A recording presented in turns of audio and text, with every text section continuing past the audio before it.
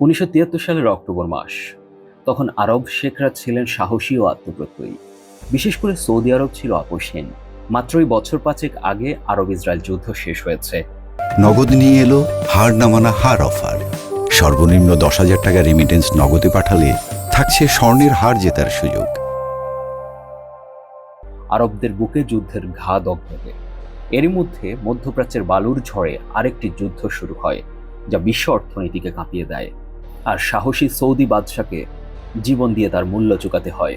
ইসরায়েলের বিরুদ্ধে মিশর এবং সিরিয়ার ইয়ম কিপ্পুর যুদ্ধ শুরু হয় ১৯৭৩-এর অক্টোবরে। সেই যুদ্ধের ফলে সৌদি আরবের বাদশার নেতৃত্বে আরব দেশগুলো পশ্চিমাদের কাছে তেল রপ্তানি বন্ধ করে দেয়, যা ইতিহাসে সেই সাহসী তেল অবরোধ নামে পরিচিত। কিন্তু এই অবরোধের ১.৫ বছর পর ১৯৭৫ সালে তেল অবরোধের নেতৃত্ব দেয়া সৌদি বাদশাহ ফয়সালকে হত্যা করা হয়। অনেকে বিশ্বাস করেন এর পেছনে যুক্তরাষ্ট্রের গোয়েন্দা সংস্থা সিআইএর হাত রয়েছে। যুদ্ধের পটভূমি বিশ্লেষণ করলে দেখা যায় ১৯৬৭ সালের ৬ দিনের যুদ্ধে ইসরায়েল মিশরের সিনাই উপদ্বীপ, সিরিয়ার গোলান হাইটস এবং জর্ডানের ওয়েস্ট ব্যাংক দখল করে নেয়। এই অপমানের প্রতিশোধ নিতে মিশরের প্রেসিডেন্ট আনোয়ার সাদাত এবং সিরিয়ার প্রেসিডেন্ট হাফিজ আল আসাদ ১৯৭৩-এর ৬ অক্টোবর ইসরায়েলের দখলকৃত ভূমি উদ্ধারে অভিযান শুরু করেন। এদিকে এবার আরবদেরকে অস্ত্র দিয়ে পাশে ছিল রুশরা। যুদ্ধের প্রথম দিকে আরবরা সাফল্য পায়। মিশর সুয়েজ খাল পার হয়ে সিনাইয়ে অগ্রসর হয়, সিরিয়ানরা গোলান হাইটসে প্রবেশ করে। কিন্তু ইসরায়েলের প্রধানমন্ত্রী গোল্ডা মেয়ার যুক্তরাষ্ট্রের কাছে সাহায্য চান। মার্কিন প্রেসিডেন্ট নিক্সন অস্ত্র এবং সরঞ্জাম দিয়ে ইসরায়েলকে পাল্টা সাহায্য করেন।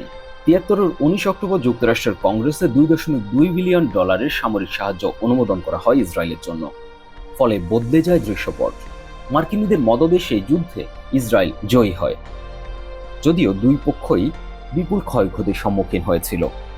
এই যুদ্ধ ইসরায়েলের অজেয়তা ভাবনাকে চ্যালেঞ্জ করে এবং মিডল ইস্টের রাজনীতির পরিবর্তন ঘটায়। এটি পরবর্তীতে ক্যাম্প ডেভিড চুক্তির পথ প্রশস্ত করে। এদিকে যুদ্ধের মাঝামাঝি ১৭ অক্টোবর তারিখে আরব তেল উৎপাদনকারী দেশগুলোর সংগঠন ওপেক ইসরায়েলের সমর্থক দেশগুলোর প্রতি তেল রপ্তানি বন্ধ করে দেয়। এই সিদ্ধান্তের নেতৃত্বে ছিলেন সৌদি আরবের বাদশাহ ফয়সাল। মূল টার্গেট ছিল যুক্তরাষ্ট্র, নেদারল্যান্ডস, পর্তুগাল, দক্ষিণ আফ্রিকা এবং রোডেশিয়া। এর ফলাফলে তেলের দাম ৩০০% বৃদ্ধি পেয়ে $১২ প্রতি ব্যারেলে পৌঁছায়। বাদশাহ ফয়সালের এই পদক্ষেপ তেলকে মধ্যপ্রাচ্যের রাজনৈতিক অস্ত্র হিসেবে প্রথমবারের মতো ব্যবহার করে, যার ফলে ওপেক শক্তিশালী হয়েছিল। এই তেল অবরোধ ১৯৭৪ সালের মার্চ মাসে উঠে যায়, কিন্তু দামের প্রভাব থেকে যায়। ফয়সাল পশ্চিমাদের হুমকি দিয়ে বলেছিলেন, তেল ছাড়া তোমরা বাঁচতে পারবে না, আমরা খেজুর খেয়ে মরুভূমিতে ফিরে যেতে পারবো।